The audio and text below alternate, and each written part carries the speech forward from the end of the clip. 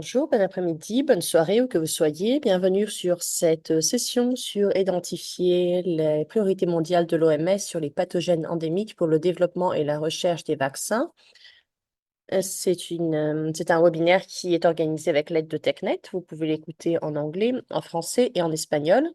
Pour faire ainsi, veuillez cliquer l'icône globe qui se trouve en bas de votre fenêtre Zoom et sélectionner la langue dans laquelle vous voulez écouter cette session. À présent, laissez-moi répéter en français pour notre public francophone. Vous pouvez écouter cette session en français. Pour ce faire, cliquez sur l'icône en forme de globe en bas de votre écran Zoom et sélectionnez la langue dans laquelle vous souhaitez écouter cette session. Vous avez anglais, français ou espagnol. And now let me say that in Spanish. Puede escuchar esta sesión en español. Solo haga clic en el icono del globo terráqueo y seleccione el idioma en el que desea escuchar este seminario web. On aimerait bien savoir qui est avec nous aujourd'hui. Alors, vous pouvez déjà vous présenter dans le chat, nous dire votre prénom et d'où vous venez, et pour quelle organisation vous travaillez, si vous voulez. Vous pouvez également utiliser le chat si vous avez besoin d'assistance technique. Je ferai de mon mieux pour vous aider. Oui, je pense que tout le monde a accès au chat. Si vous avez des questions pendant la présentation, veuillez utiliser la case questions-réponses en bas de votre fenêtre Zoom. Vous pouvez poser votre question à n'importe quel moment pendant la présentation. Nos présentateurs y répondront pendant la session de questions et réponses. Enfin, cette session est enregistrée. Nous allons partager le lien vers la vidéo la semaine prochaine, ainsi que les diapositives par email. J'espère que vous allez aimer cette session et je vais donner la parole à Avan. Merci Alexandre. Et bienvenue à tout le monde. Bonne matinée, bon après-midi, bonne soirée. Bienvenue tout le monde sur ce webinaire très important. Nous sommes ici pour parler d'un sujet très important, d'un travail très important qui est mené par l'OMS sur les pathogènes endémiques pour la recherche et le développement de vaccins. Cette initiative fait partie de l'ordre du jour 2020-2030 pour l'immunisation et où nous faisons de la recherche et du développement basé sur les besoins locaux et mondiaux en matière de vaccins. Nous allons écouter des commentaires importants et avoir des présentations sur un exercice de hiérarchisation. Ensuite, nous allons parler plus en profondeur avec nos présentateurs sur les pathogènes clés et sur la nature importante des différents aspects de développement et de recherche des vaccins. Ensuite, nous prendrons des questions et nous répondrons et nous adresserons toutes les questions importantes. Sur ce, j'aimerais maintenant donner la parole à Dr. Catherine O'Brien. C'est à vous, Kate. Merci beaucoup. Je suis ravie d'être ici et de vous souhaiter à tous la bienvenue. J'apprécie votre temps et votre énergie pour cette réunion. Donc oui, je suis Kate O'Brien. Je suis la directrice du directement de développement des vaccins à l'OMS. Je suis ravie de partager certains des détails sur cette nouvelle étude de l'OMS qui met en évidence les nouveaux pathogènes endémiques pour lesquels nous avons absolument besoin de vaccins urgents. Vous savez probablement déjà, mais c'est le premier effort de l'OMS de hiérarchiser, de prioriser de façon systématique le développement de vaccins pour les pathogènes endémiques qui ont un impact sur les communautés dans le monde entier. Et ça marche avec l'exercice de priorisation des pathogènes que nous avons commencé pour les vaccins contre les maladies endémiques pour lesquelles nous avons besoin de vaccins. Et cette étude sur les pathogènes endémiques, vraiment, ça définit les priorités en se basant sur des facteurs critiques qui sont considérés d'importants par les personnes qui prennent les décisions pour concevoir les vaccins. Par exemple, la charge vaccinale, l'impact socio-économique, entre autres. Et l'approche que nous avons utilisée ici, c'était d'adopter une approche basée sur des données qui était agnostique envers les pathogènes. En d'autres termes, ça demandait aux personnes interrogées de parler des facteurs qui étaient les plus importants pour eux. Et ensuite, les pathogènes ont été finalement, on les a tirés de cette analyse, car c'était une approche multicritère, une analyse de décision multicritère, où des experts au niveau international et régional ont revu ces résultats et ont décidé des pathogènes par rapport à ces critères dans un contexte mondial et régional. Donc, la liste mondiale se constitue des priorités communes au niveau des pathogènes qui ont été identifiés dans multiples régions. Donc, le résultat, c'est que nous avons identifié soit 17 pathogènes prioritaires pour lesquels nous avons absolument besoin de vaccins.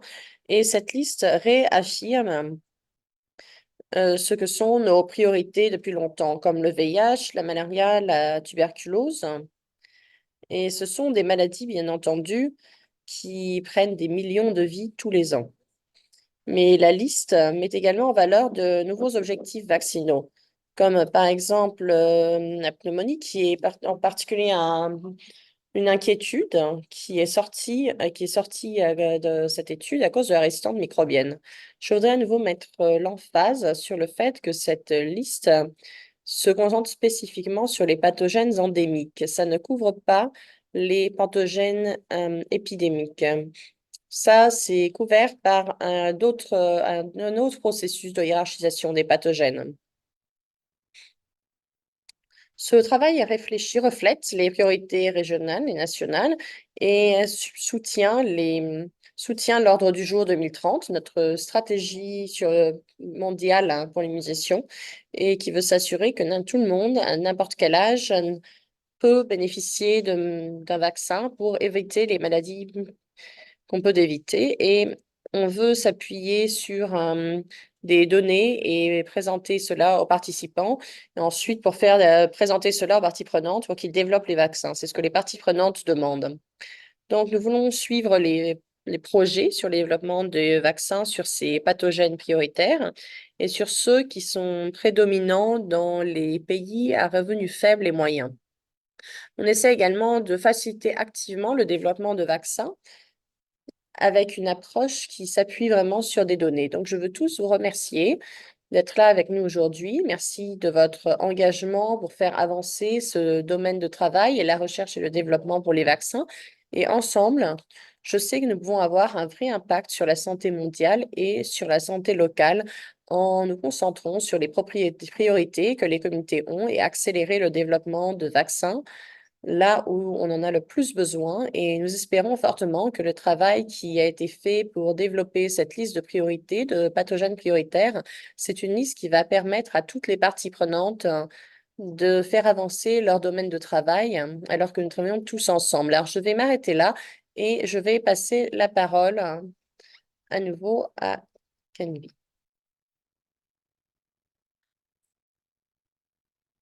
Merci beaucoup, Kate, d'avoir mis en évidence les attributs essentiels de cet exercice important. C'est très important que nous ayons une liste de pathogènes prioritaires pour les pathogènes endémiques. Et sur ce, je voudrais inviter le docteur Mateusz à nous parler clairement de la façon dont nous pouvons identifier ces pathogènes sur différentes régions. Sur ce, je vais vous passer la parole, Mateusz. Merci beaucoup, Raman, et merci beaucoup, Kate, pour ces remarques d'ouverture. Bonne matinée, bon après-midi, bonne soirée à tous. Je m'appelle Mateusz Asso Agopsowicz et je travaille au département immunisation à l'OMS. Et aujourd'hui, je vais vous parler de ce qu'on a fait, de comment nous sommes arrivés où nous en sommes, de ce que sont les résultats sur les priorités de l'OMS au niveau mondial pour la recherche et le développement pour les pathogènes endémiques. Je vais parler euh, des résultats principaux. Nous avons identifié 17 pathogènes endémiques prioritaires pour lesquels une recherche et un développement de vaccins doit être mené. Donc, à droite, sur le cercle extérieur, vous pouvez voir une liste de pathogènes qui ont été mis en priorité, qui vont des virus aux bactéries, aux parasites, une liste très diverse. À gauche, vous pouvez voir une publication récente qui résume et décrit le processus que nous avons adopté afin d'identifier ces pathogènes prioritaires. Et pour la suite de ma présentation, je vais vous parler des étapes que nous avons prises pour arriver là et je vais zoomer sur ces résultats pour les expliquer plus en détail. Quel est notre objectif? Qu'est-ce qu'on a fait? Nous avons identifié les priorités de recherche et de développement pour les vaccins pour les pathogènes mondiaux endémiques. Pourquoi nous avons fait ça? On a fait ça parce qu'on pense qu'en tant que communauté de santé mondiale, on doit concentrer nos efforts sur le développement de vaccins pour les pathogènes qui ont le plus d'impact sur les communautés dans le monde. Ce sont des pathogènes qui causent déjà des infections, qui causent déjà des décès et qui ont une forte charge.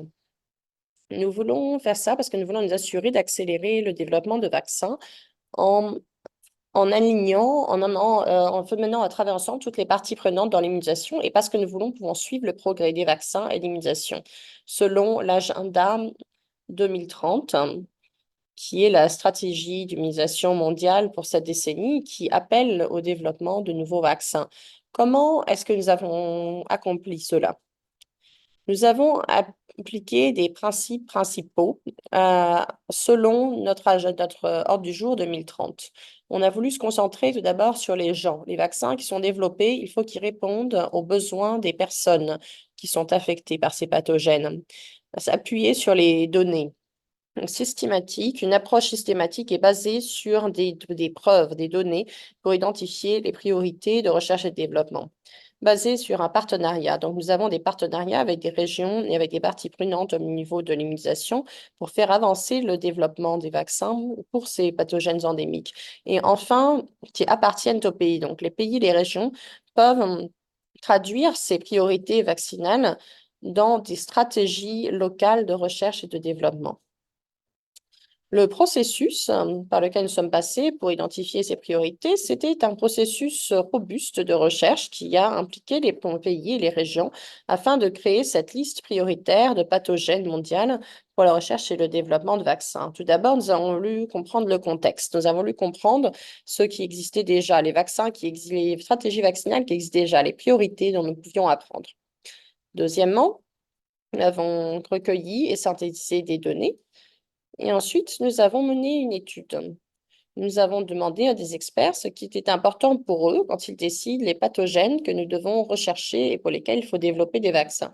En se basant sur ces données, ces analyses, nous avons identifié des pathogènes prioritaires et pour avancer, nous allons continuer à surveiller et à mettre à jour le développement de ces vaccins si nous obtenons de nouvelles données pour la liste de priorités. Je vais maintenant vous parler dans plus de détails de chacune de ces étapes. Donc, tout d'abord, nous avons étudié le contexte. Nous avons voulu comprendre ce que c'étaient les priorités déjà existantes pour la recherche et le développement de vaccins, les pathogènes qui avaient déjà été identifiés comme priorité et ce qu'on pouvait apprendre de cet exercice. Et après cette revue de littérature, nous avons identifié des pathogènes que nous voulions inclure dans notre exercice. Nous avons regardé à différentes questions pour faire le tri pour les pathogènes de notre exercice. Donc, par exemple, on ne voulait pas de pathogènes qui causent des maladies infectieuses émergentes. C'est parce qu'il y a déjà d'autres initiatives, par exemple le blueprint de l'OMS qui identifie les priorités pour les pathogènes qui ont un potentiel épidémique. Donc, on s'est concentré sur les pathogènes humains, car l'OMS se concentre sur la santé humaine, et on s'est concentré sur les pathogènes qui n'ont pas de vaccin existant. Et il faut qu'ils répondent à des besoins de certaines populations. Par exemple, un vaccin contre la dengue, là où il y a déjà eu une forte exposition à la dengue, qui ne répond pas aux besoins. Nous avons voulu voir si nous avions des candidats au développement clinique. Ça, c'est pour pouvoir développer les vaccins qui ont des pathogènes existants. Et on a voulu également se concentrer sur des pathogènes qui sont hiérarchisés par des cartes de route existantes, par des profils cibles ou par des valeurs de vaccins ou déjà recommandées par des conseils régionaux. Tout ça nous a mené à une liste initiale de 26 pathogènes que nous voulions évaluer et nous avons inclus 13 bactéries, 9 virus et 4 parasites. Maintenant, une fois qu'on a identifié les pathogènes que nous voulions évaluer, on a dû décider des critères que nous allions utiliser afin de voir ceux de ces pathogènes pour lesquels nous allions développer des vaccins. Et avec cette revue de littérature, cette recherche des stratégies existantes, nous avons pu identifier 8 critères pour la hiérarchisation qui sont également revus par des experts. Et c'était les décès annuels chez les enfants de moins de 5 ans, ensuite chez les personnes de plus de 5 ans, les années perdues au handicap, la charge sociale et économique par cas, les perturbations qui sont causées à cause de ces pathogènes, contribution à l'inégalité, contribution à la résistance antimicrobiale, mais aussi les besoins qui n'ont pas de réponse au niveau de la prévention et des traitements pour lesquels il n'y a pas de médicaments, de diagnostic, etc. Une fois que nous avions identifié ces pathogènes et ces 8 critères que nous voulions utiliser pour évaluer ces pathogènes, nous avons commencé à recueillir et analyser des données. D'abord, nous avons recueilli des données pour chacun des pathogènes évalués, pour chacune des régions de l'OMS, sur les 8 critères. Nous avons utilisé des données quantitatives au niveau de la charge mondiale des maladies de 2019 et ça enseigne le nombre de morts, la contribution à la micro-résistance, mais nous avons également utilisé des critères qualitatifs que nous avons trouvés dans des revues de littérature, dans des profils de valeur de vaccins, mais également en parlant à des experts sur les pathogènes. En nous basant sur ces données, nous avons ensuite catégorisé les pathogènes selon la charge qu'ils causaient, qui était d'une charge très faible à une charge très élevée pour chacun des 8 critères. Et vous pouvez voir à droite ici, sur la colonne de gauche, vous avez tous les pathogènes évalués. Dans la première colonne, nous avons les 8 critères et dans chaque case, ça décrit la charge pour ce critère particulier. Nous avons multiplié ça pour chacune des régions de l'OMS. Cette liste a été revue par des experts en maladies, en pathogènes, et nous avons voulu vraiment faire des efforts importants pour nous assurer que ce système est harmonisé, systématique et renseigné par les données les plus récentes et les plus pertinentes. Une fois que nous avons synthétisé et analysé ces données, nous avons ensuite mené des études. Nous avons utilisé ce qu'on appelle une analyse de décision multicritère. C'est une méthodologie très forte qui nous permet d'évaluer les interventions de santé et ça nous aide en particulier quand il y a diverses perspectives multiples et ça nous aide à avoir des informations non biaisées. Nous avons, nous avons rempli ces enquêtes avec les scores de pathogènes pour chacune des régions de l'OMS et nous avons traduit dans les langues principales pour chaque région. Nous avons ensuite disséminé de façon ciblée par email aux personnes qui créent les politiques, aux praticiens de santé et ensuite nous avons demandé aux participants de prendre part à l'enquête sans donner aucun des noms des pathogènes. On a demandé de choisir entre des pathogènes hypothétiques et leur valeur sur la région. Je vais vous donner un exemple, le graphique en bas, les chiffres. Une fois qu'un participant est entré dans l'enquête, ils ont dit qu'est-ce que vous mettriez en priorité, par exemple, dans le développement d'un vaccin. Est-ce que ce serait quelque chose à gauche qui cause peu de morts d'enfants et peu d'égalité, ou est-ce que ce serait quelque chose qui cause, par exemple, un peu de morts d'enfants de moins de 5 ans, mais qui contribue très fort à l'inégalité? On a demandé plusieurs variations sur cette question, et ensuite nous avons calculé ce que c'était l'importance, le poids des critères pour ces participants. Nous avons multiplié ça par les données des pathogènes afin de calculer la liste des pathogènes prioritaires pour chacune des régions de l'OMS. Ce que nous avons ensuite fait, c'est que nous avons compilé une liste de pathogènes pour chacune des régions de l'OMS afin de créer une liste de priorités mondiales pour la recherche et le développement. Nous avons eu 17 pathogènes et vous pouvez voir ces pathogènes ici sur le graphique à droite. J'ai mentionné par exemple les bactéries, les virus, mais également aussi les parasites. Ce qui est important, c'est que vous pouvez voir ici différentes bactéries et différents virus qui affectent différentes personnes qui apparaissent dans différentes régions du monde. Et c'est important, c'est une recherche très robuste. C'est une liste très robuste. Nous avons amélioré le nombre de réponses, divisé les réponses en groupes, et ça a eu très peu d'effet sur la composition de cette liste de Ce que c'est important, c'est comme la composition de notre ordre du jour 2030, ces pathogènes sont très diverses. Ça reflète les priorités de toutes les régions et ce sont des priorités qui affectent les personnes de tous les âges à tous les niveaux. Donc, maintenant, je vais un petit peu zoomer sur ces résultats pour mieux comprendre la raison pour laquelle ces pathogènes doivent être hiérarchisés. Donc, voir, par exemple, déjà qui est à risque d'être touché par ces pathogènes. Vous pouvez voir dans le cercle les priorités. À l'extérieur et dans le cercle, vous pouvez voir les populations qui sont à risque. Donc, les petits-enfants et les enfants, les personnes âgées, les autres groupes à risque et l'impact de ce pathogène par un groupe est indiqué par un point de couleur. Et vous pouvez voir que les pathogènes hiérarchisés n'affectent pas tout le monde et ne les affectent pas tous de la même façon. Nous avons eu la majorité des pathogènes qui affectent la petite enfance et les enfants. C'est la ligne du dessus, le bleu. Vous avez des pathogènes qui infectent plus les personnes âgées et les groupes à risque, comme les patients qui sont immunocompromis ou les patients qui sont à l'hôpital. Et également, quand on regarde les résultats, c'est quelle est la raison pour laquelle ces pathogènes ont été mis en priorité. La raison principale pour laquelle ces pathogènes sont une priorité, c'est parce que beaucoup d'entre eux causent des maladies et des décès et contribuent au nombre de décès chez les personnes de moins et de plus de 5 ans. Ça, c'était un critère très important lorsque nous avons décidé si un pathogène devrait être une priorité. Mais ce qui est important également, c'est que très souvent, ils sont très résistants aux antimicrobiens. Par exemple, ça pourrait être la tuberculose Mycobacterium. Ou alors, on sait qu'il y a peut-être une forte utilisation d'antimicrobiens, par exemple les streptocoques. C'est aussi des pathogènes qui perturbent la vie de tous les jours, comme la dengue, et qui augmentent les inégalités sociales. Par exemple, chez les populations marginalisées, comme le VIH ou comme la tuberculose microbactérienne.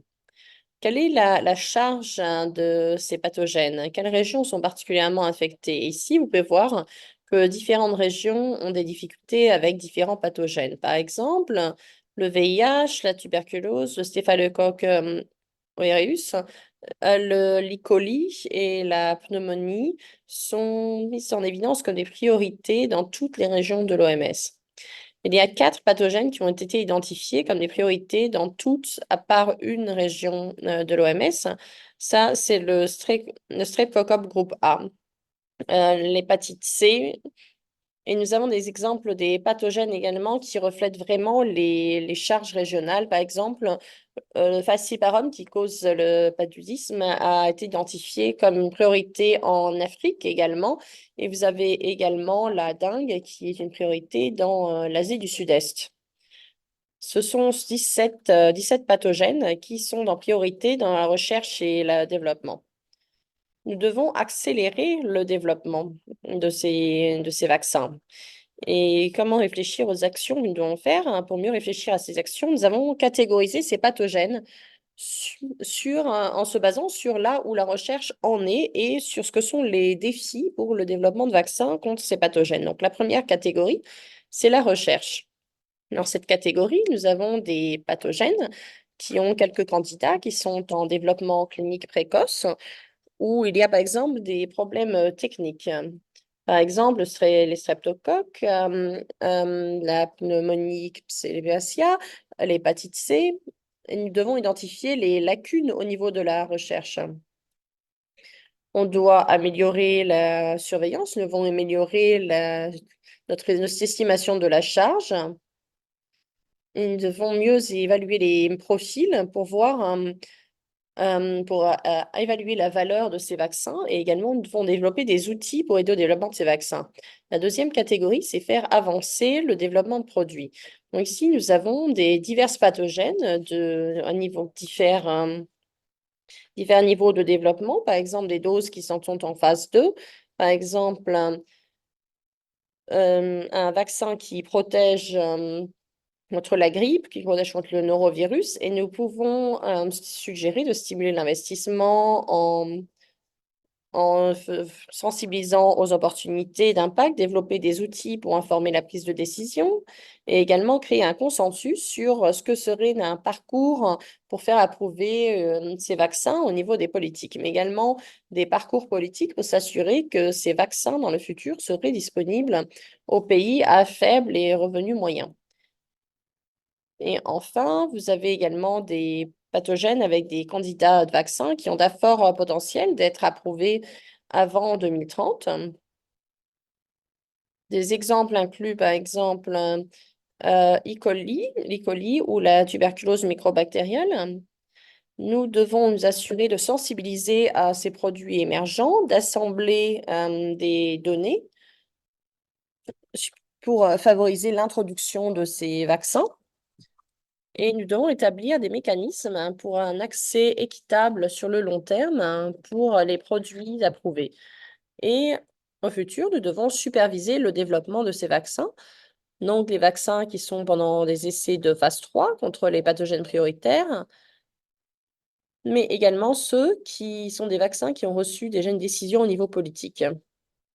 Et je voudrais également reconnaître qu'il y a eu quelques mises à jour alors que l'exercice a avancé. C'est un exercice. Ce que nous avons fait à la fin de cet exercice, c'est que nous avons le reconnaître la charge, par exemple, du virus de la dengue, et nous avons mis à jour les données sur le virus de la dengue, et c'est devenu donc une priorité. C'est à quel point cette liste est robuste. Comment est-ce qu'on s'attend à ce que est-ce que cette liste de priorités mondiales soit utilisée? On pense que ces priorités vont renseigner les stratégies des parties prenantes et les priorités devraient être considérées dans le contexte des stratégies de développement et de recherche au niveau mondial, régional et du pays. Donc, par exemple, comment est-ce qu'on peut utiliser cette liste? Au niveau de l'industrie, on espère que ça va donner des lignes directives sur les vaccins qui devraient être développés, des vaccins qui vont affecter les communautés là où il y a le plus de décès, le plus de maladies. Les personnes qui financent, ça peut renseigner le financement. Les chercheurs, ça peut renseigner la génération de données. Et également, pour les personnes qui créent les politiques, sensibiliser au pipeline de recherche et développement et préparer à l'introduction de ces vaccins.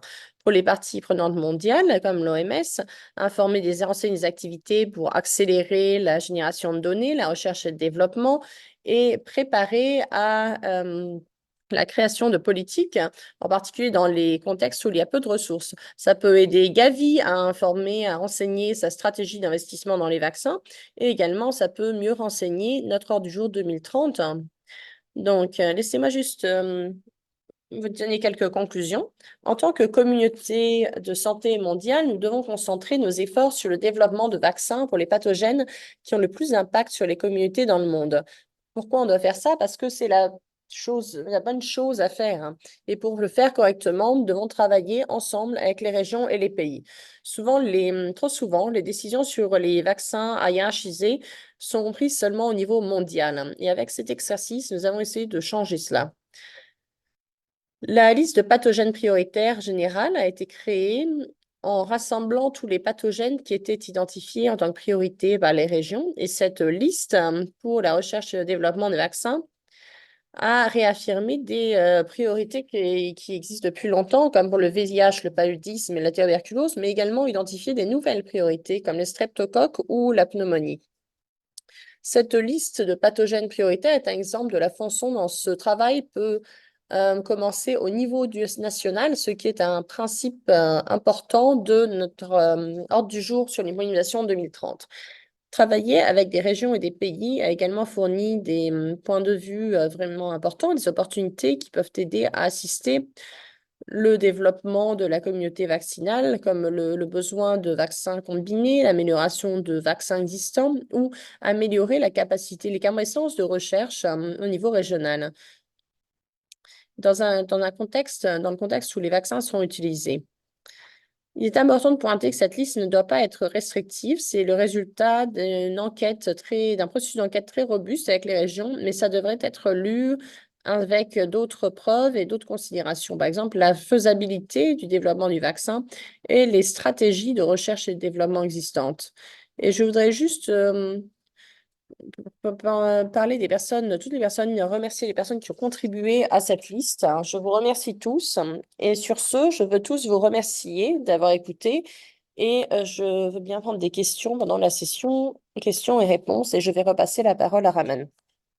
Merci beaucoup, Mathéus, de nous avoir parlé de ce corps de travail très important, très vaste, et d'avoir mis en valeur les aspects les plus importants, la façon dont cette liste de pathogènes endémiques a été créée. Ça nous donne également une idée d'un mécanisme pour discuter avec les membres des différents les différents présentateurs, avec les chercheurs, avec les fondateurs, avec les parties prenantes au niveau mondial. Et ici, aujourd'hui, notre but avec les présentateurs, c'est de voir comment cette approche de hiérarchisation, ça va renseigner et potentiellement avoir un impact sur le recherche et le développement de vaccins. Et comme nous le savons, c'est extrêmement complexe comme mécanisme. Sur ce, je voudrais à présent prendre l'opportunité d'inviter mon co-présentateur. Et ensuite, je vais demander qu'ils se présentent tous brièvement. Donc, le présentateur est constitué de membres illustres de différentes parties prenantes qui sont à différentes étapes de la création de vaccins. Dr. Ruth Caron, Dr. Ariane Baquet, Dr. Sonali Kochhar, Dr. Hélène Ries. Est-ce que je peux demander à mes illustres co-présentateurs de se présenter brièvement, en commençant par Ruth, si possible? Oui, bonjour tout le monde. Je suis ravie d'être là aujourd'hui. Je suis pédiatricienne. Je suis également professeure au département de la santé nationale à l'université de Johns Hopkins aux États-Unis et je suis également présidente de Piggyback.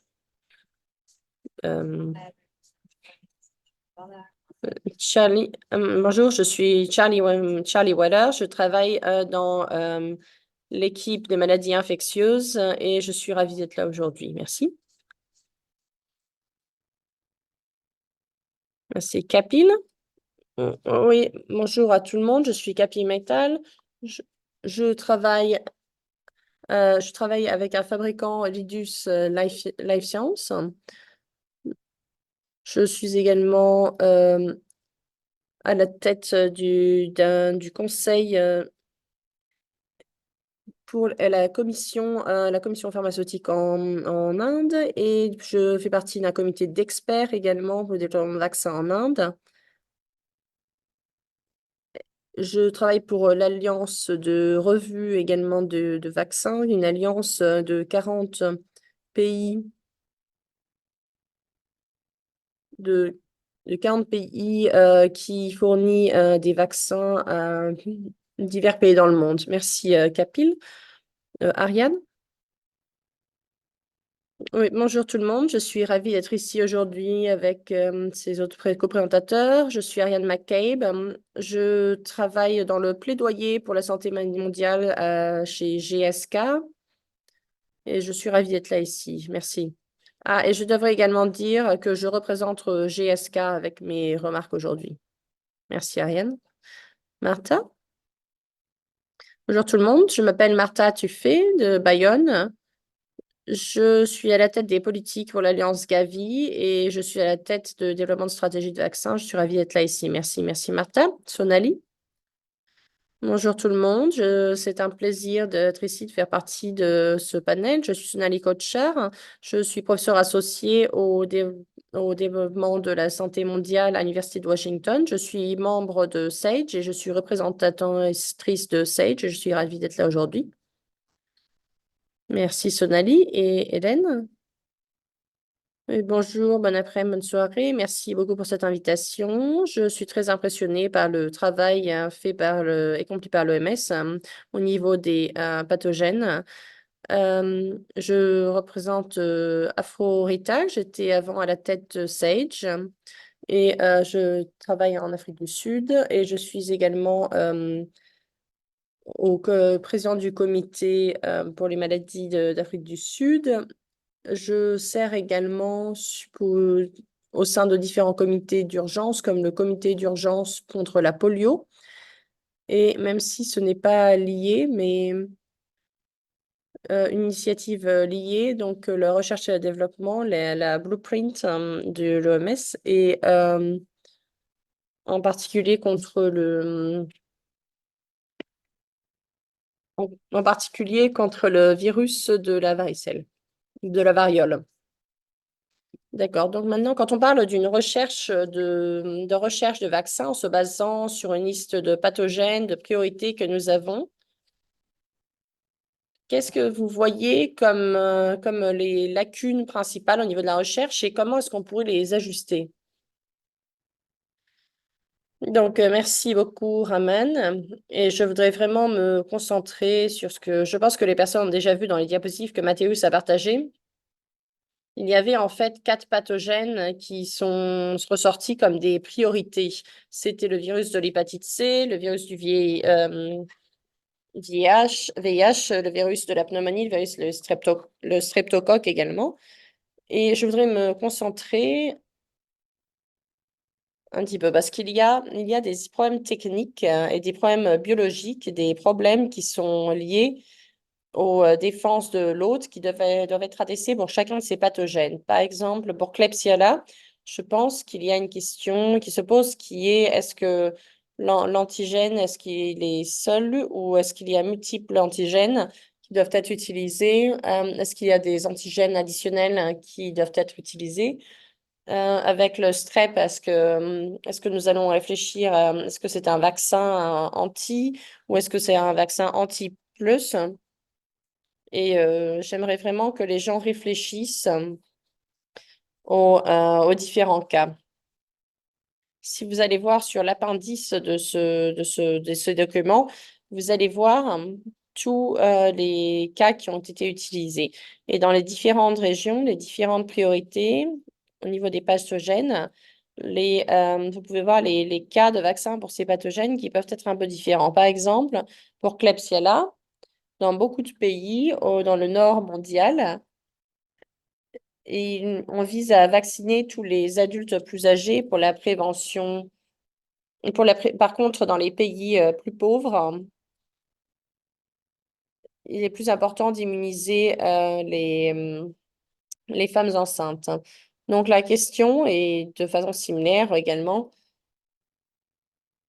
au niveau de plusieurs pays du nord mondial. Souvent, on se concentre par exemple sur les infections des tissus mous et dans beaucoup d'autres parties du monde, ça peut être les tissus mous, les infections des tissus mous, mais également surtout la prévention de fièvre, de maladies du cœur rhumatique. Donc, je pense qu'il faut vraiment, pour qu'on atteigne une égalité au niveau mondial, pour qu'on atteigne vraiment le but de l'ordre du jour 2030, il faut qu'on demande aux personnes qui développent les vaccins de travailler pour créer ces vaccins et d'évaluer ces vaccins en gardant les cas d'utilisation à l'esprit. Parce que, par exemple, pour la Klebsiella, vous allez avoir besoin de savoir si on considère d'immuniser les femmes enceintes, les mères, quel type d'anticorps sont transférés avec ces anticorps, est-ce qu'ils vont être protégés potentiellement, est-ce qu'il y a une possibilité d'un vaccin combiné?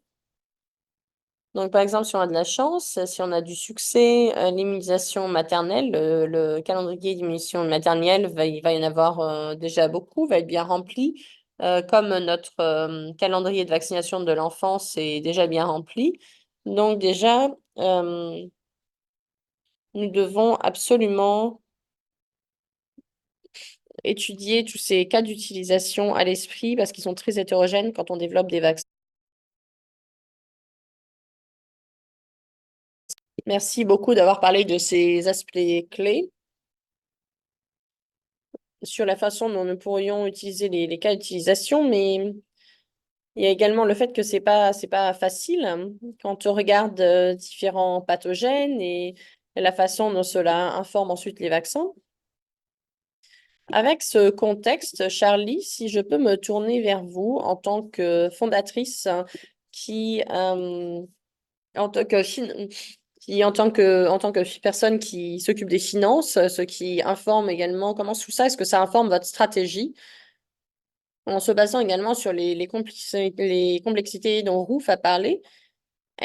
Comment est-ce que ça renseigne vos stratégies en tant que personne qui s'occupe des finances, de financer?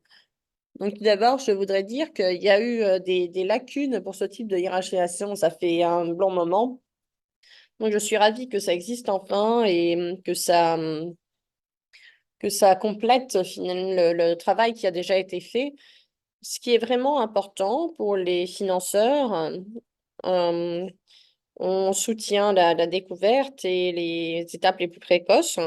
Pour tous, c'est très important de connaître les priorités régionales, en particulier au niveau au, au niveau de la prise de décision, au niveau des politiques. Et c'est parce que les recherches que nous finançons est connectée et adresse les priorités des personnes qui créent les politiques, ce qui mène finalement aux meilleures chances que le vaccin soit adopté. Donc, si je peux vous donner un exemple. Donc, par exemple, dans l'équipe de maladies infectieuses où je travaille, on se concentre en particulier sur les maladies infectieuses en Afrique et en Asie du Sud-Est. Alors, on se concentre sur les priorités pour ces régions et ça nous aide à développer notre stratégie, notre plan, ainsi que des partenariats. Et ce type de hiérarchisation, ça ne fait que ce n'est qu'une des lentilles qu'on utilise pour la hiérarchisation.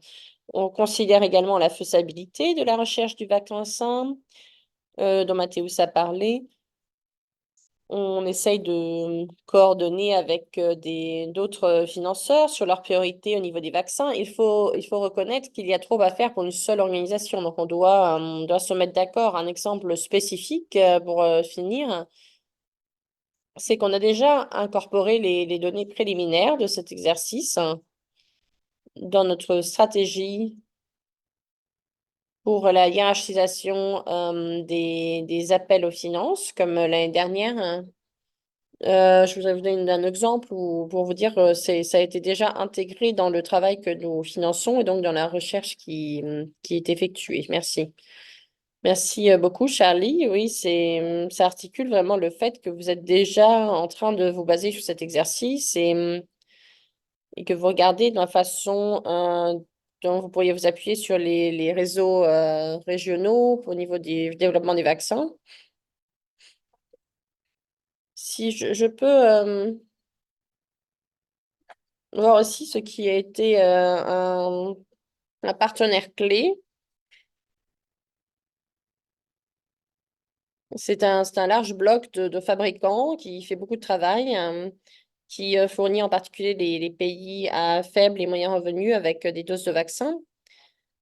À votre avis, quels sont les défis qui sont rencontrés par les développeurs et au niveau de l'exercice de hiérarchisation? Est-ce que ça va vous aider dans votre portefeuille, dans votre gestion d'exercice de gestion de portefeuille, dans vos stratégies pour adresser certains de ces besoins?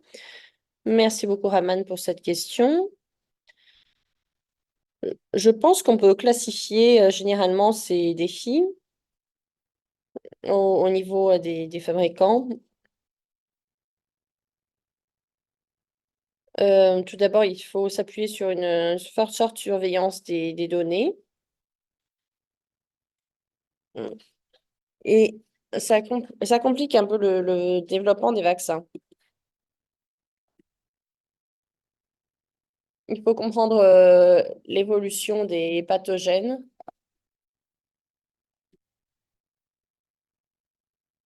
Par exemple, pour les virus, le VIH, il faut identifier les anticorps et ce qu'il faut savoir. C'est un gros défi que je vois également. C'est que selon les régions, nous n'avons pas toujours les informations selon les régions.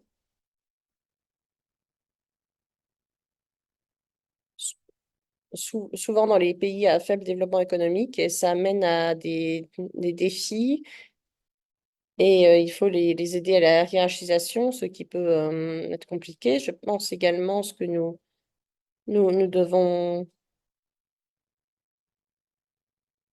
faire des enquêtes sur les candidats vaccins les plus prioritaires.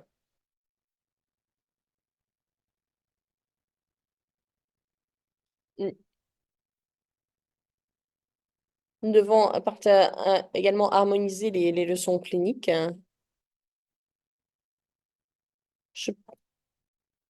Je, souvent, le problème, sou- souvent, c'est que nous ne savons pas également quels sont les candidats. Il faut faire des enquêtes.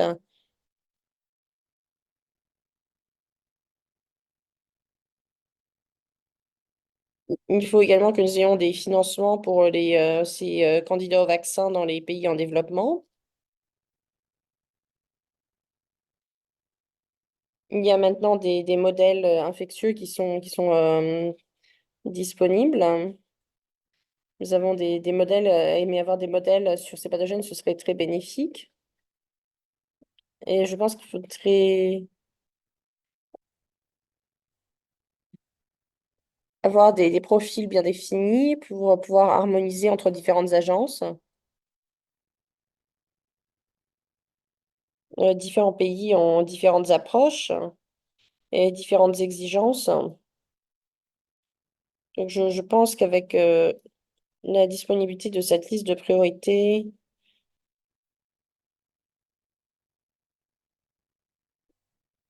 qui inclut beaucoup d'avis d'experts sur les incidences des maladies et sur la diversité des pathogènes et la recherche économique, ça aiderait vraiment beaucoup à impliquer les différentes parties prenantes, hein, les personnes qui s'occupent des réglementations également et les financeurs. Et ça pourrait accélérer d'être traduit en recherche et en développement de vaccins et en découverte et en conception et à développer des nouveaux modèles. Ce dont nous avons besoin. En même temps, je pense euh, qu'il faudrait avoir des politiques au niveau mondial qui soient disponibles, qui puissent atteindre les pays à un niveau mondial, les pays qui ont besoin de financement. Voilà, merci.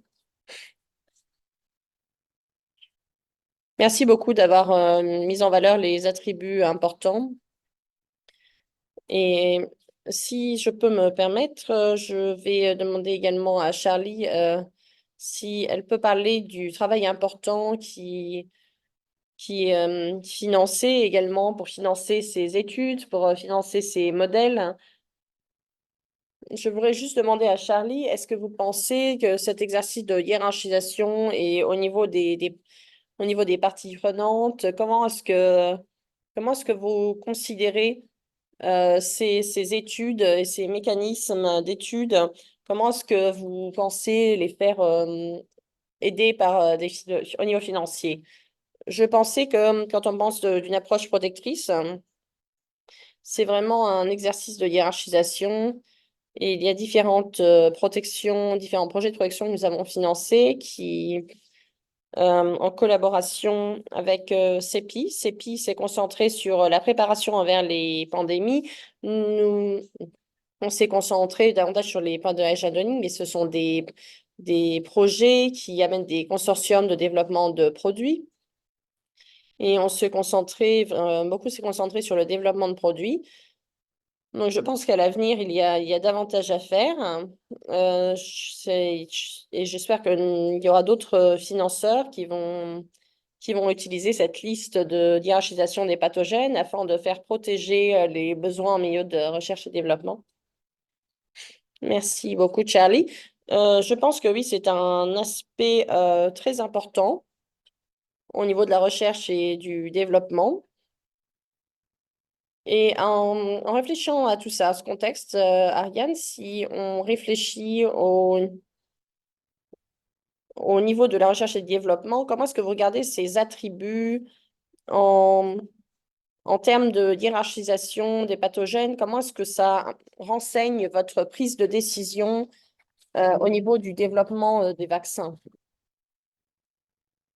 Oui, donc merci pour cette question, Raman. Alors, pour donner un petit peu de contexte avant que je réponde à cette question, donc déjà à GSK, nous sommes engagés depuis très longtemps vers la santé au niveau mondial. Donc, nous sommes engagés à investir 1 milliard au cours des 10 prochaines années pour faire avancer la recherche et le développement. Donc, nous voulons faire avancer des nouveaux traitements contre les maladies infectieuses. On s'est particulièrement concentré sur le paludisme, la tuberculose, les pathogènes. Donc, peut-être également pour pointer que dans l'équipe santé mondiale, notre objectif n'est pas de faire des profits, mais vraiment que nous puissions développer des produits qui ont un impact positif sur la santé des patients. Et c'est vraiment très important de s'assurer qu'il y a des ressources, recherche et développement qui se concentrent sur les zones où il y a le plus d'impact. Et après, on espère qu'il y aura une demande des acheteurs pour ces produits. Donc, je pense que pour nous sommes vraiment ravis d'avoir reçu ce rapport. Ça nous aide vraiment à renseigner les priorités de nos programmes de recherche et développement. Ça nous aide à savoir comment investir nos fonds, à comment faire avancer certains de ces actifs dans la pipeline. Mais nous devons vraiment réfléchir très tôt à l'accès à ces actifs. Juste pour dire également que nous apprécions vraiment que ce rapport représente un point de vue régional et qu'il y a eu une consultation très robuste au niveau de l'analyse, au niveau national, au niveau régional. Et c'est tombé au bon moment également parce que pour nous, on voit ce contexte au niveau des vaccins, on voit ces calendriers de vaccinaux, on voit l'hésitation, on voit beaucoup de pression sur les finances, on voit qu'il y a de plus en plus de besoins de faire un petit peu des échanges et voir ce qui doit être mis en priorité ou pas. Donc, tous les renseignements supplémentaires, les points de vue qu'on peut avoir qui proviennent d'une analyse robuste, qui nous aident à comprendre les priorités, quels pathogènes sont prioritaires, ça nous aide vraiment pour naviguer finalement ce contexte très compliqué. Merci et merci beaucoup d'avoir parlé du mécanisme qui est vraiment très important, le mécanisme entier qui est important. Et quels autres défis est-ce que vous pouvez voir hein, dans le développement de vaccins, en particulier quand on parle de ces pathogènes endémiques qui viennent de différentes régions? Oui, je vois que certainement nous avons pas mal de défis, en particulier l'importance des défis scientifiques, mais nous avons également d'autres défis. Mes collègues qui me représentent ici, je voudrais mettre un petit peu en valeur nos défis pour nous en tant que société, en tant que compagnie, et par exemple les politiques de réglementation, les financements. Nous savons que différents vaccins ont différentes politiques au niveau du financement, au niveau des réglementations. Et donc, pour nous, on sait qu'il y a également un certain manque de clarté sur les points de décision, sur le calendrier, sur les jalons, les étapes, au niveau des risques. Il y a de l'incertitude au niveau des fabricants également, ce qui ajoute au coût du produit au final. Également, les calendriers, ça peut parfois délayer l'accès à des produits qui peuvent avoir un vrai impact. Certaines des questions que nous discutons actuellement, par exemple, c'est par exemple quels sont nos besoins au niveau réglementation, quels sont nos besoins au niveau données pour renseigner les politiques décisionnelles. Euh, Quels vaccins peuvent être des combinaisons? Quelles combinaisons sont les plus désirables? Lesquelles sont les plus efficaces au niveau du coût?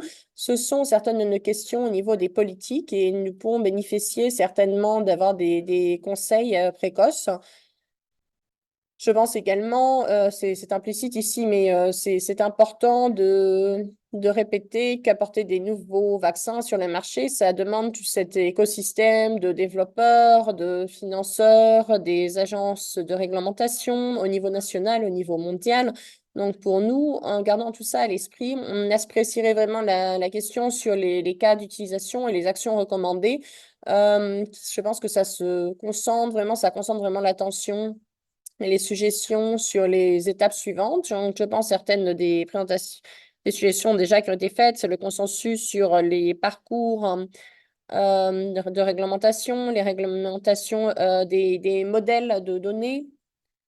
Pour nous, ce rapport, comme je l'ai dit plus tôt, tombe vraiment à un bon moment et apporte beaucoup de valeur.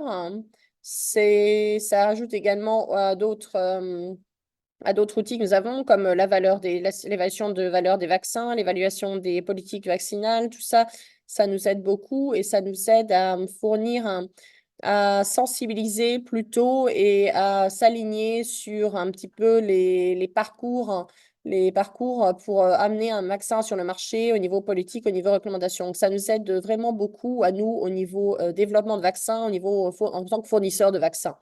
Merci beaucoup, Ariane. Et je pense que ça nous donne un point de vue très exhaustif sur le point de vue des fabricants et sur ceux qui le regardent au niveau des mécanismes, au niveau des politiques. Donc, sur ce, si je peux revenir vers vous, Martha, comme en tant que partie prenante clé dans ce contexte vaccinal, comment est-ce que cet exercice de hiérarchisation des pathogènes, ça enseigne la stratégie d'investissement de Gavi à l'avenir?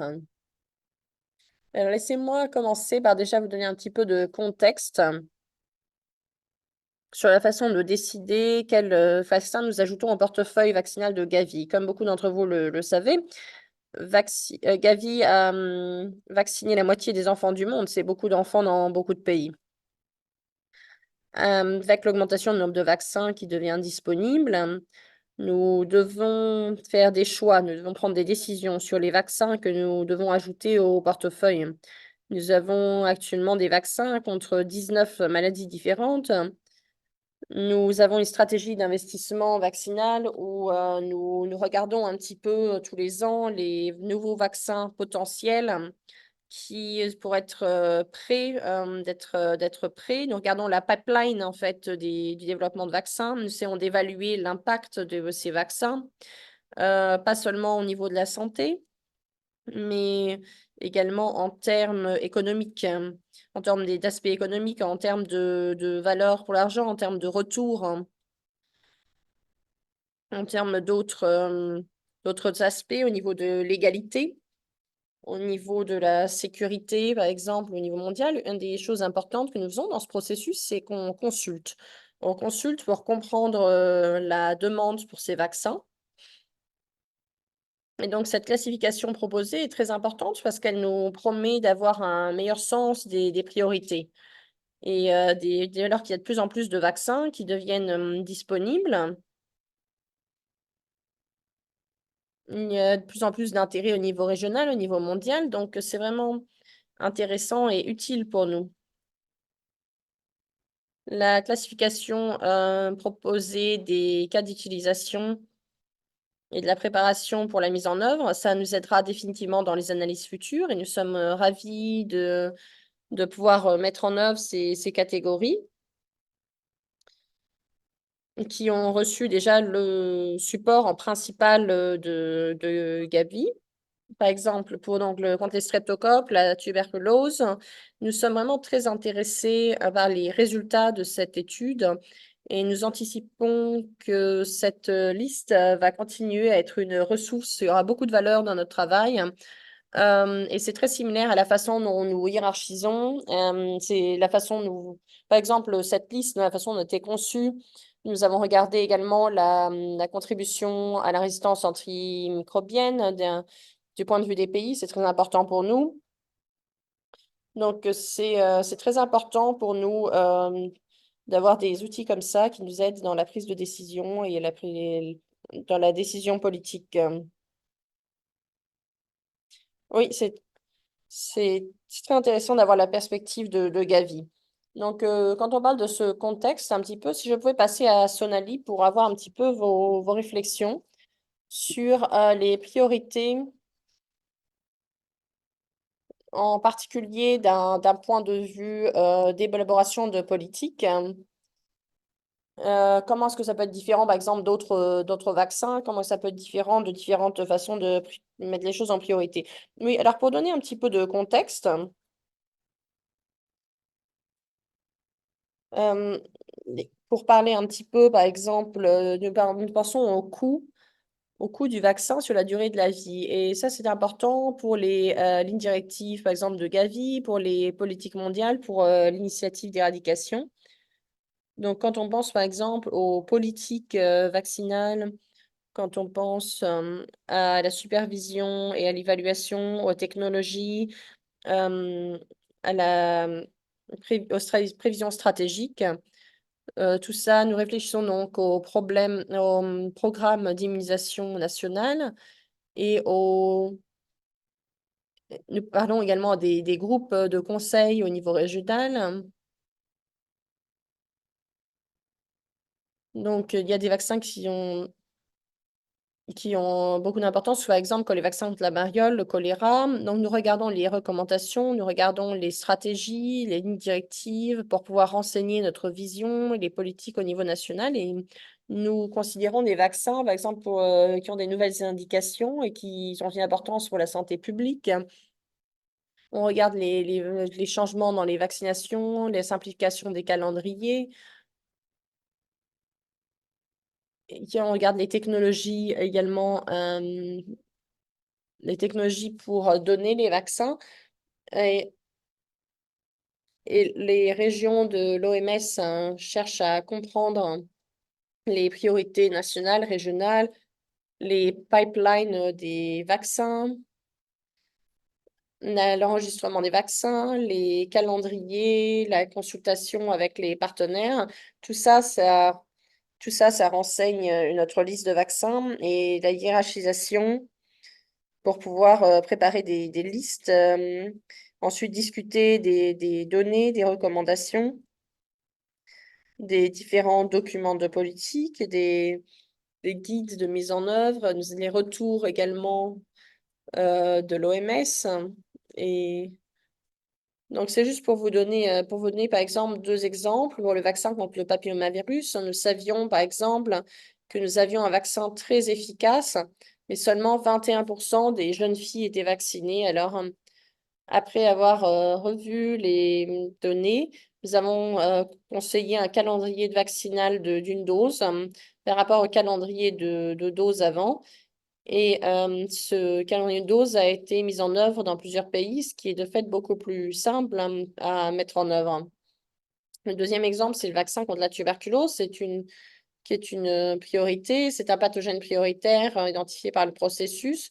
Donc, l'évidence, les preuves de l'OMS, les données de l'OMS ont pu nous aider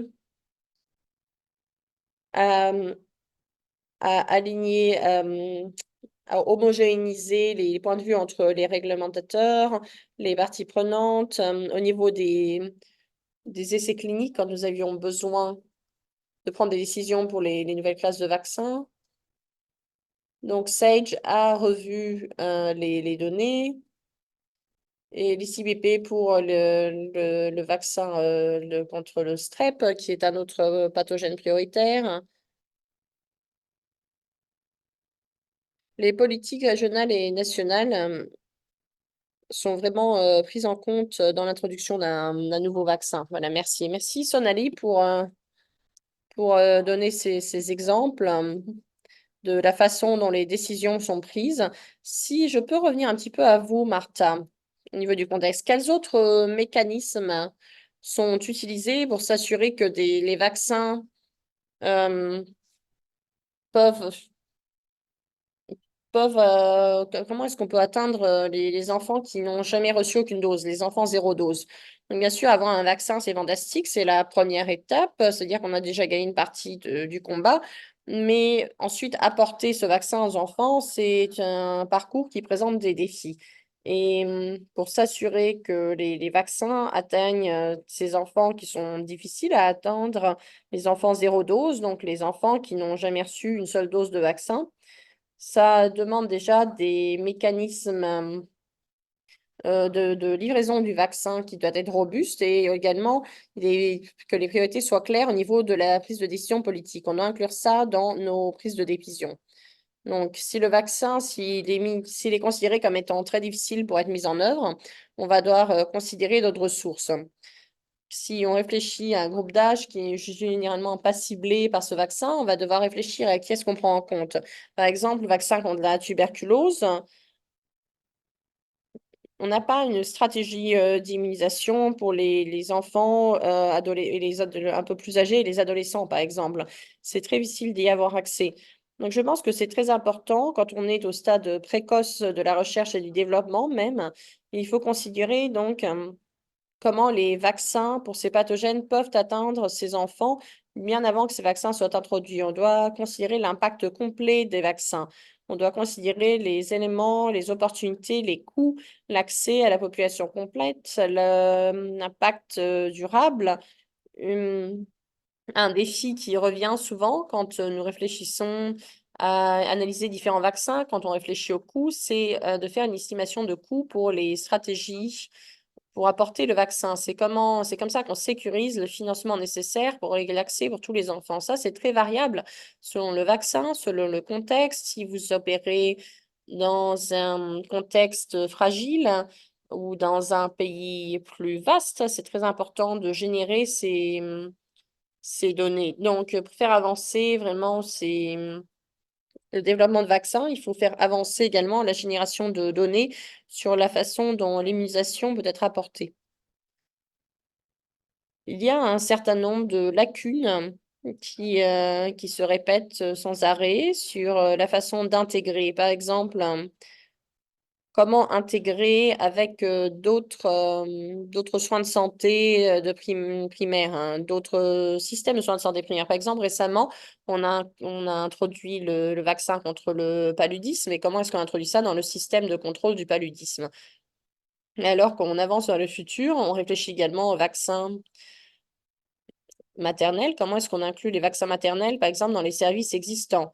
Par exemple, ça peut aider à d'augmenter le nombre de visites que les femmes enceintes ont, mais ça peut être aussi causer des perturbations, hein. Donc, il va vraiment tout prendre en compte et ce type de recherche sur la mise en œuvre, hein, c'est ce qui manque vraiment. Il y a peu de personnes qui veulent financer ce type de travail et peu d'activités comme ça. Il y a des études très importantes qui sont en progression et nous aimerions bien nous appuyer dessus. Donc, dans l'ensemble, je pense que c'est très important et c'est un document, Sonali a dit qu'il fallait mentionner, a dit il fallait penser justement aux politiques, à l'évaluation des politiques. Et c'est vrai que ce sont des questions que les preneurs de décision au niveau mondial, national, régional, ce sont des questions qu'ils vont se poser quand ils vont prendre des décisions pour réfléchir à ce qu'ils vont introduire un vaccin ou non. Ils vont réfléchir au-delà des leçons partagées pour le vaccin, au-delà des processus réglementaires. Merci. Oui, merci Martha d'avoir mis en œuvre des attributs clés. Donc maintenant, au niveau contexte, Hélène, si je peux venir vers vous. On a entendu parler de la recherche et développement du vaccin, de la mise en œuvre. Qu'est-ce que vous voyez comme le défi clé dans un point de vue, dans un contexte africain? Oui, je devrais déjà dire merci parce que j'étais une des personnes qui a contribué à cette liste virtuelle, une des nombreuses personnes.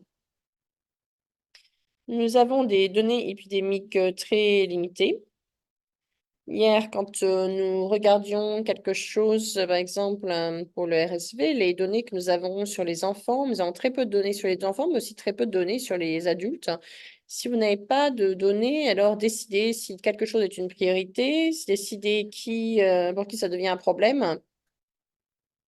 C'est un des gros défis. La deuxième chose, ce sont des priorités qui sont parfois entre compétition. Par exemple, on regarde le développement de vaccins. Il y a beaucoup de choses qui causent une pression sur les départements. C'est pour ça que je crois que cette liste est très utile pour aider à prendre des décisions. Je pense que tout le monde aura entendu dire depuis la Covid que l'Union d'Afrique pousse déjà à la fabrication de vaccins. Mais il y a également une façon de penser exhaustive récemment qui nous voulons permettre aux académiques dans toutes les régions d'avoir des informations de partout, pas seulement de notre région comme c'est la tradition, mais en termes de défis, c'est que nous avons par exemple peu d'académiques compétents qui pourraient faire ce genre d'études, mais nous avons aussi des investissements limités pendant la Covid. Une des plus grosses plaintes qu'il y avait au niveau des pays qui ont des revenus moyens, c'est le manque d'investissement dans les pays à revenus faibles et moyens. Souvent, les donateurs, hein, quand c'est une période difficile, ils préfèrent aller vers les pays à fort revenu et ensuite les pays d'Afrique deviennent des sous-contracteurs. Et ça n'aide pas à développer les compétences, les capacités, ni à développer au niveau académique ce dont nous avons besoin. Par exemple, dans l'hémisphère nord, hein, il y a des marchés qui sont illimités et c'est extrêmement difficile d'obtenir des investissements au niveau où c'est nécessaire pour développer certains de ces vaccins. C'est pour ça que maintenant, il y a un certain nombre d'entités qui cherchent de nouveaux mécanismes financiers qui vont commencer à reconnaître que nous devons commencer à investir ailleurs et à changer un petit peu le marché pour les pays à revenu moyen, par exemple les pays d'Afrique, hein, mais c'est peut-être pas un cas qui convainc les pays à revenus élevés. Il faut également renforcer la régulation. La région a beaucoup changé quand on pense, par exemple, aux aux réglementations qui ont été approuvées, aux essais cliniques. Il y a beaucoup plus d'autonomie, ça dépend beaucoup moins des pays maintenant à revenus élevés, mais bon, ça peut être aussi un obstacle. Ok, merci beaucoup Hélène pour parler de ces spécificités. Juste très brièvement, quand on regarde à la liste de hiérarchisation des pathogènes dans les régions d'Afrique, qu'est-ce qu'on pourrait faire d'autre au niveau mondial, au niveau des parties prenantes? Pour vraiment mettre l'accent sur les mécanismes de recherche et de développement. Est-ce qu'il y a quelque chose qui peut être fait, en particulier quand on regarde les priorités importantes qui proviennent des régions? Je suis ravie d'être là parce que justement, il y a beaucoup de donateurs, des gros donateurs aujourd'hui qui commencent à donner la priorité aux recherches africaines, aux chercheurs africains. Donc, il y a vu une certaine emphase sur le leadership. Mais je pense que la première chose que je peux dire, c'est qu'il faut que ça soit une politique très active. Il nous faut une politique très active, hein, parce que ne pas investir dans les institutions académiques, dans les personnes qui peuvent faire ce travail, ça a été très remarqué pendant la Covid. Et nous devons vraiment investir dans de nouvelles initiatives au niveau des fabricants africains. Et l'autre chose que j'aimerais dire, c'est doit penser un petit peu en avance. Par exemple, le vaccin contre la tuberculose. On a tendance à commencer à se dire, bon, alors on va commencer d'abord la découverte, ensuite les essais cliniques, et ensuite on dit, OK, comment est-ce qu'on peut faire des politiques à partir de là?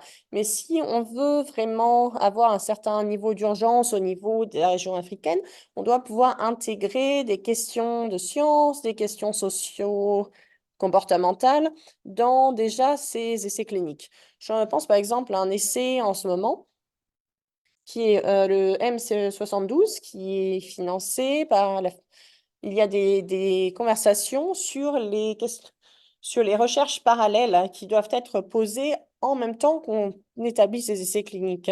Et beaucoup des produits que vous avez listés dans cette liste 17 n'auront pas des programmes traditionnels hein, associés. Donc, on doit vraiment réfléchir à ce que ça veut dire pour les pays.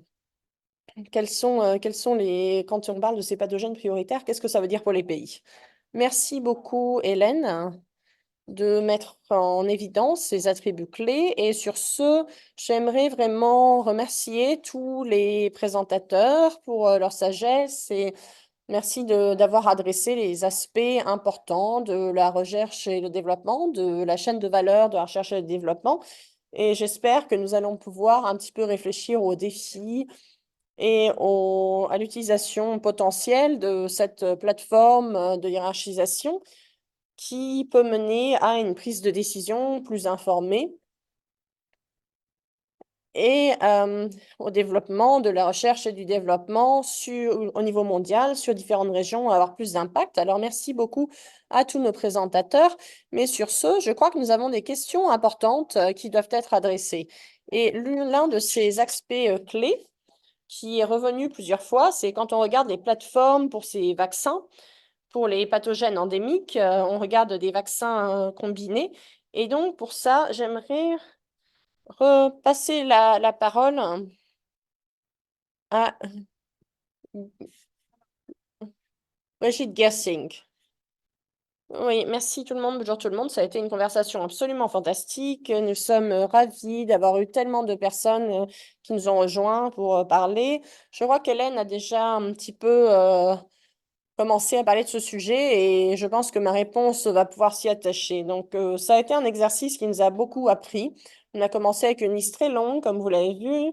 Nous avons maintenant 17 pathogènes prioritaires, mais je pense que dans les conversations que nous avons eues avec les parties prenantes, en particulier, quand on a établi cet exercice, il y avait un message très important qui était que nous devions réfléchir à la façon dont nous allons apporter les vaccins.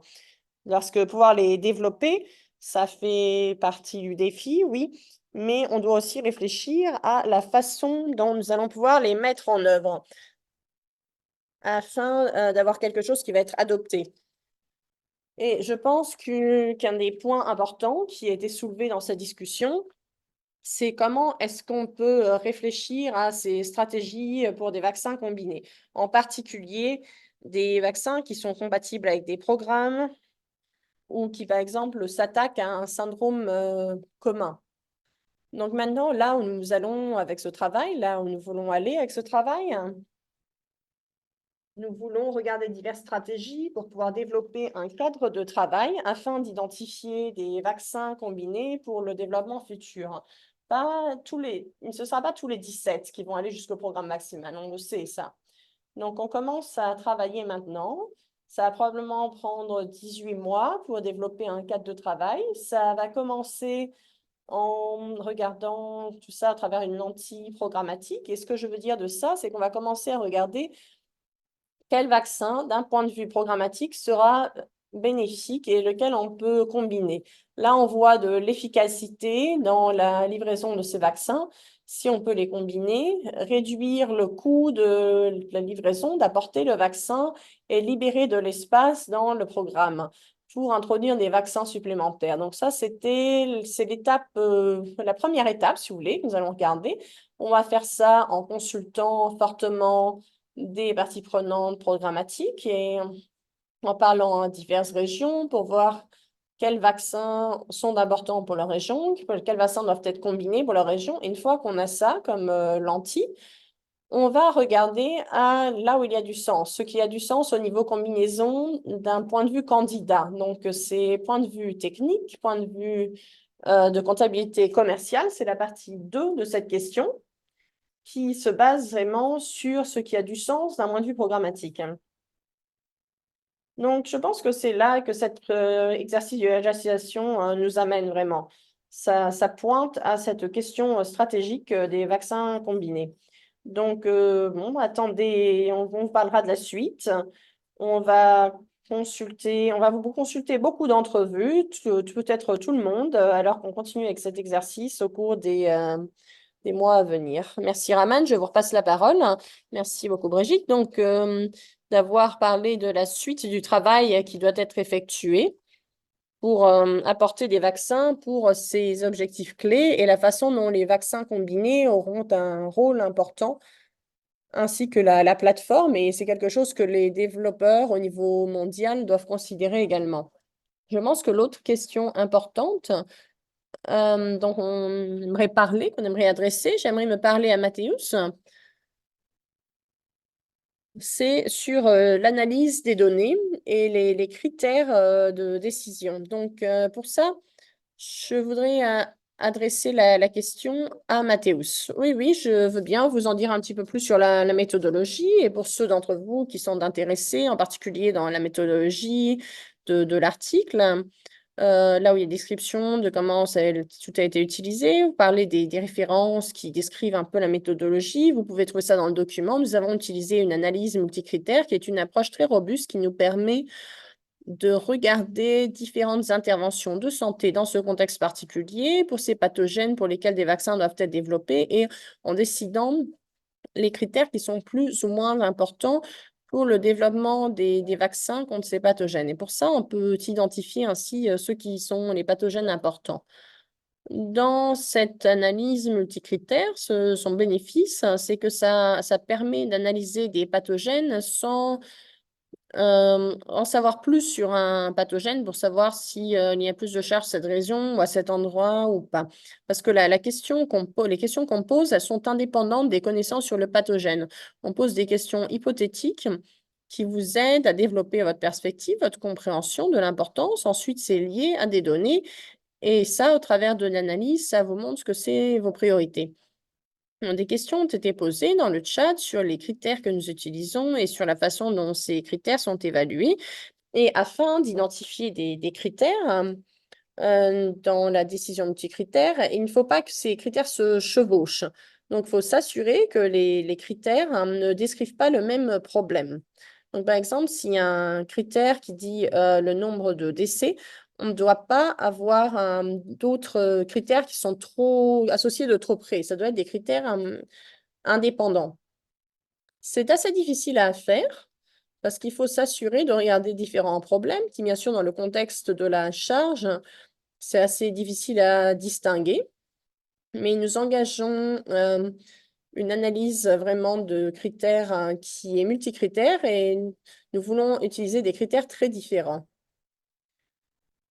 En résultat de cet exercice, nous avons une liste de hiérarchisation donc, de ces pathogènes prioritaires, mais si vous allez sur le document, vous avez également des experts qui donnent des pourcentages à ces critères. Par exemple, les décès en moins de 5 ans et la résistance antimicrobienne, c'est les deux qui reviennent toujours au top. On a essayé de retirer certains des résultats, d'en ajouter certains, mais ce sont les deux résultats qui reviennent toujours dans la liste de priorités mondiales. Il y a aussi des questions sur les données, sur les sources de données que nous avons utilisées. Je pense qu'on voulait vraiment nous assurer que notre approche était très exhaustive et que les meilleures données, les données les plus exhaustives nous étaient disponibles, que ça nous permettait de comparer entre différents pathogènes.